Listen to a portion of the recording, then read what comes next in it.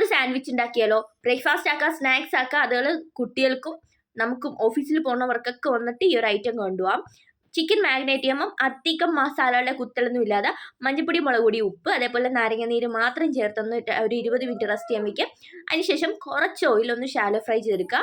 Oil ഒഴിച്ച് ഒന്ന് നന്നായിട്ട് ഇളക്കിയതിന് ശേഷം അടച്ച് വെച്ച് കുക്ക് ചെയ്താൽ മതി. ഓയിൽ ഫ്രൈ ചെയ്യണ പോലെ നല്ല ഡ്രൈ ആയിട്ട് കിട്ടും. അതിനുശേഷം അത് പാനിൽ നിന്ന് മാറ്റി ആ പാനിലേക്ക് തന്നെ ഞാൻ ഒന്നിയനൊന്ന് നന്നായിട്ട് വാട്ടിയെടുക്കുന്നത്, ചെറുതായിട്ടൊന്ന് വാട്ടിയെടുക്കുന്നുണ്ട്. കാര്യം എനിക്ക് ഒടിയും കടിക്കുന്ന ഇഷ്ടമല്ല.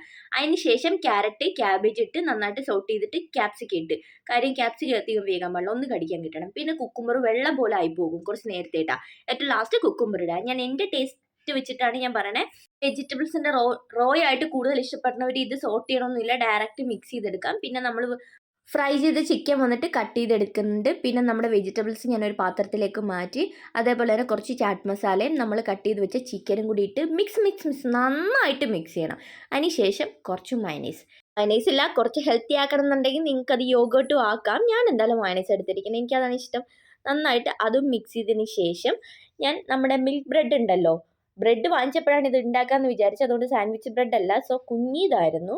സൈഡൊക്കെ കട്ട് ചെയ്തെടുത്തിട്ട് ഞാൻ നന്നായിട്ട് നമ്മുടെ മിക്സ് സ്പ്രെഡ് ചെയ്ത് കൊടുക്കുന്നുണ്ട്. ഈ സൈഡ് കട്ട് ചെയ്യേണ്ട ആവശ്യമില്ലായിരുന്നെന്ന് തോന്നുന്നു, പക്ഷേ ആദ്യത്തെ 2 സെറ്റേ ഞാൻ ഇങ്ങനെ ഉണ്ടാക്കിയുള്ളൂ. കാര്യം സാൻഡ്വിച്ചിൻ്റെ ഒരു ലുക്ക് വേണ്ടേ, ലുക്ക് ഒട്ടും കുറയ്ക്കണ്ടെന്ന് വിചാരിച്ചിട്ട് ഞാനത് കട്ട് ചെയ്ത് എടുക്കുന്നുണ്ട്. ഞാനത് പ്ലേറ്റിലേക്ക് മാറ്റി. പ്ലേറ്റിലേക്ക് വെച്ച താമസം അത് തീർന്നു പോയി ഗൈസ്. അടിപൊളി ടേസ്റ്റ് ആയിരുന്നു. എന്തായാലും പറ്റീനേക്കാൾ ടേസ്റ്റ് ഉള്ളതുകൊണ്ട് പിന്നെ സൈഡൊന്നും കട്ട് ചെയ്യാൻ നിന്നില്ല, ഇങ്ങനെ അങ്ങ് കഴിച്ചു.